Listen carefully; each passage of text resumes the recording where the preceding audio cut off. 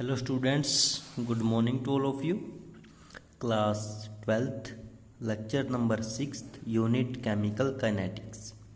सो बच्चे last lecture में आप लोगों ने देखा था कि हमने इंस्टेंटेनियस रेट ऑफ रिएक्शन को कैसे फाइंड आउट करते हैं इन टर्म्स ऑफ रिएक्टेंट।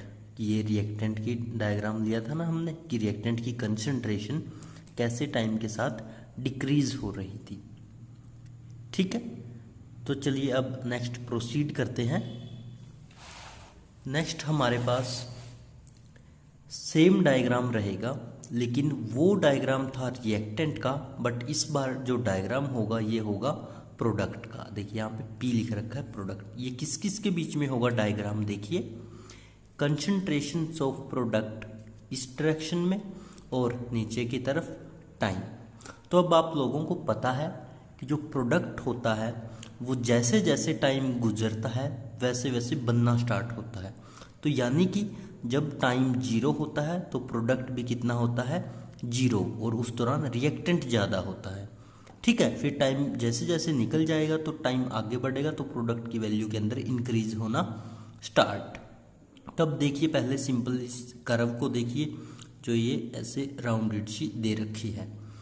इसमें कहता है कि जो ये नीचे टाइम है, कहता है इस दौरान यहाँ पे टाइम कितना होगा मेरे पास, टाइम 0 t0 होगा। तो उस दौरान जो प्रोडक्ट की कंसंट्रेशन है वो भी कितनी होगी 0। ठीक है, फिर कहता है जैसे जैसे इधर टाइम बढ़ रहा है तो ये टाइम इधर बढ़ रहा है और ऊपर क्या है कंसंट्रेशन। तो कहता टाइम के साथ साथ देखिए इधर टाइम बढ़ रहा है और साथ के साथ जो कंसंट्रेशन है उसकी वैल्यू के अंदर इंक्रीज आ रहा है। ठीक है, कंसंट्रेशन इधर है ना तो कर्व कहाँ जा रही है ऊपर की साइड। ठीक है, यहाँ तक ऑलमोस्ट जाके हमारा टाइम के साथ जो कंसंट्रेशन है वो क्या हो रही है इंक्रीज। किसकी होती है कंसंट्रेशन टाइम के साथ इंक्रीज, प्रोडक्ट की। ठीक है, और उसके बाद फिर ये टाइम के पैरेलल चलना स्टार्ट हो जाती है, यानी कि मैक्सिमम जो वैल्यू रहेगी प्रोडक्ट की कंसंट्रेशन की वो कितनी रहेगी, इस पॉइंट पे रहेगी। क्लियर। उसके बाद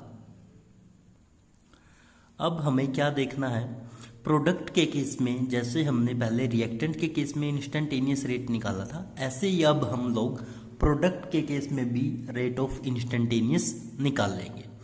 तो सेम एज इट इज रहेगा जैसे पहले किया था। देखिए क्या करना पड़ेगा, जहां से हमारी जो कर्व है वो क्या हुई थी इंक्रीज होना स्टार्ट हुई थी ऑलमोस्ट यहाँ से, यहाँ तक तो नॉर्मल थी, यहाँ से तो इस पॉइंट को हम क्या मानेंगे C1। C1 क्यों, क्योंकि ये फर्स्ट कंसंट्रेशन है किसकी, प्रोडक्ट की, और जिस टाइमिंग पे ये होगी उस टाइमिंग को मैं क्या लेके चलूंगा, दैट इज T1। तो ये रेडिड आपको दिख रहा है एरिया कि ये और ये, तो ये हमारी कंसंट्रेशन किस एरिया में आ जाएगी T1 में, और इसका नाम हो गया C1। फिर कहता है हम आगे बढ़ते हैं, जब कर्व हमारी और ऊपर चली गई तो कहता अब इस दौरान इस पॉइंट को मैं मान लेता हूं कितना C2, और इसकी टाइमिंग क्या होगी फिर T2। ठीक है, उसके बाद कहता जो दोनों टाइमिंग के बीच का डिफरेंस होगा यानी कि T2 और T1 के बीच में जितना टाइम आएगा उसको किससे शो कर देंगे, डेल T से। लिख रखा है यहाँ पे डेल T। उसके बाद अब देखिए C1 पॉइंट यहाँ पे था, C2 पॉइंट यहाँ पे था। अब इनकी भी तो कंसंट्रेशन में क्या हुआ है डिफरेंस है ना, तो ये डिफरेंस देखना हमें कितना है, तो इस डिफरेंस को इसने शो किया है डेल स्क्वायर P से, यानी कि प्रोडक्ट की कंसंट्रेशन में जितना चेंज होगा वो किससे शो कर देंगे C2 और C1 से। क्लियर। फिर वही क्या करना पड़ेगा, हमें टेंजेंट ड्रॉ करनी पड़ेगी। ठीक है, टेंजेंट ड्रॉ करेंगे, ये हमारा क्या हो गया वर्टिकल, ये हॉरिजॉन्टल। जिस टाइमिंग पे जो इसका मिड पॉइंट होगा टेंजेंट का वो नीचे लेके चले जाएंगे, और वो टाइमिंग हमारी क्या होगी T टाइम मान लेंगे उसे। उसके बाद कहता है ये जो हमारी लाइन है स्लोप जो दिख रही है, कहता है ये क्या है हमारा R इंस्टेंटेनियस है, जिसे हमें क्या करना है, कहता है कैसे लिख सकते हैं हम लोग इसको, जैसा कि लास्ट टाइम भी आप लोगों ने देखा था, हमने किसके केस में लिखा था रिएक्टेंट के केस में। तो अब प्रोडक्ट के केस में कैसे लिखेंगे इसको, d square P divide by dt is equal to slope. लेकिन वहां पे क्या आया था, माइनस स्लोप, लेकिन ये प्रोडक्ट का केस है तो प्रोडक्ट में वैल्यू इंक्रीज होती है, प्लस में वैल्यू जाती है, तो इस वजह से इसके आगे माइनस साइन नहीं आएगा। उसके बाद उसके अंदर हमारे पास आर एवरेज भी आया था, तो ऑब्वियसली सी बात है इसके अंदर भी आएगा आर एवरेज, यानी कि रेट एवरेज। तो ये इस पॉइंट, ये जो कर्व शो कर रखी है, तो कहता है आप लोग इसको क्या मान लेंगे, आर एवरेज। क्यों मान लेंगे आर एवरेज? एवरेज का क्या मतलब होता है, एक इनिशियल पॉइंट से एक फाइनल पॉइंट तक जितने टाइमिंग में वो डिस्टेंस कवर करी है। ठीक है, तो यहाँ पे भी ऐसा ही होगा कि C1 से लेके C2 कंसंट्रेशन तक जाते हुए जितना टाइम लिया उसको मैं क्या मान लूंगा, आर एवरेज। तो अब इसको कैसे शो करेंगे, del square P divide by del T। लेकिन जो है डेल स्क्वायर P है, ये है क्या हमारे पास, अगर देखा जाए इधर, तो ये था हमारा C2 पॉइंट, नीचे था हमारा C1 point, C1 point T1 पे था, C2 पॉइंट T2 पे था। तो यानी कि प्रोडक्ट डेल P जो है इसकी जगह पे हम क्या लिख सकते हैं, C2 माइनस C1। C2 उसकी हायर कंसंट्रेशन थी और C1 उसकी फर्स्ट कंसंट्रेशन थी। उसके बाद डेल T की बजाय मैंने क्या पुट किया है, T2 माइनस T1। अब ये T2 माइनस T1 क्या है, T2 जब कंसंट्रेशन C2 और T1 जब कंसंट्रेशन C1। तो यानी कि यहाँ से मेरे पास आर एवरेज भी निकल के आ गया, यहाँ से मेरे पास आर इंस्टेंटेनियस भी निकल के आ गया। ठीक है, तो ये हो गया हमारा किसका केस, प्रोडक्ट का केस। एक चीज आप लोगों को बिल्कुल ध्यान में रखनी है हमेशा कि जो रिएक्टेंट और प्रोडक्ट के डायग्राम आप लोग बनाते हो, रिएक्टेंट और प्रोडक्ट के डायग्राम अपोजिट होते हैं, क्योंकि रिएक्टेंट की कंसंट्रेशन जब टाइम बिल्कुल जीरो होता है तो हाई होती है, लेकिन प्रोडक्ट की कंसंट्रेशन जब टाइम जीरो होता है तो वो भी जीरो ही होती है। ठीक है, जैसे जैसे टाइम बढ़ेगा रिएक्टेंट हमारा घटता जाएगा और प्रोडक्ट हमारा बढ़ता जाएगा। तो प्रोडक्ट का ग्राफ ऐसे आएगा और जो रिएक्टेंट का ग्राफ होगा वो नीचे की तरफ होगा। क्लियर? ये थे हमारे आर एवरेज और आर इंस्टेंटेनियस। अब चलते हैं आगे, देखिए कहता है उसके बाद unit of rate of a reaction, यानी कि अब हम जो रिएक्शन पढ़ रहे हैं उसकी हमें यूनिट्स भी पता होनी चाहिए कि क्या यूनिट्स होंगी, कैसे होंगी।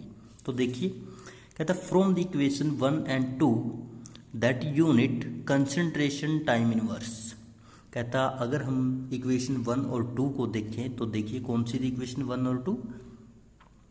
इक्वेशन 1 था जब rate of disappearance of R था, यानी कि कंसंट्रेशन डिक्रीज हुई थी रिएक्टेंट की, और इक्वेशन 2 थी जब अपीयरेंस हुई थी प्रोडक्ट की या इंक्रीज हुआ था प्रोडक्ट।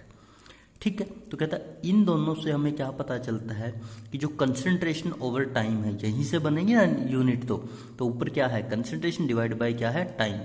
तो इसकी कहता है यूनिट क्या बन गई, कंसंट्रेशन टाइम इनवर्स। क्लियर? आगे कहता है for example if the concentration is in mole litre inverse.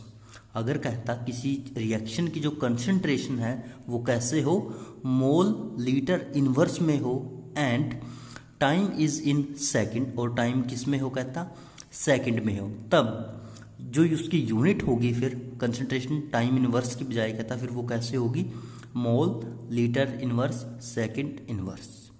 ठीक है, क्योंकि मोल और लीटर तो उसने पहले ही दे दी थी कंसंट्रेशन, और टाइम सिर्फ किस में आ गया अब, सेकंड में, तो सेकंड इनवर्स। उसके बाद कहता अगर सिस्टम कैसा हो, गैसियस हो, क्योंकि हमारे पास बहुत सारी रिएक्शन गैसियस भी होती है गैसियस फेज में, तो कहता उनके लिए फिर जो यूनिट रहेगी the unit is atmospheric second inverse. कैसी रहेगी, एटमॉस्फेरिक सेकंड इनवर्स। और इसका रीज़न क्या है, हमने पहले भी बताया था कि जो गैसियस रिएक्शन होती है उनको हम एटमॉस्फेरिक प्रेशर, पार्शियल प्रेशर की फॉर्म में रीड करते हैं। ठीक है, तो उसी की वजह से इनकी जो यूनिट भी बनेगी फिर एटमॉस्फेरिक सेकंड इनवर्स के अंदर। क्लियर? ये था बच्चे हमारा आज का टॉपिक। ये हमारा रिएक्टेंट का था जो हमने कल किया था, और ये हमारा प्रोडक्ट का केस था। नेक्स्ट टॉपिक हम स्टार्ट करेंगे कल। Thank you so much.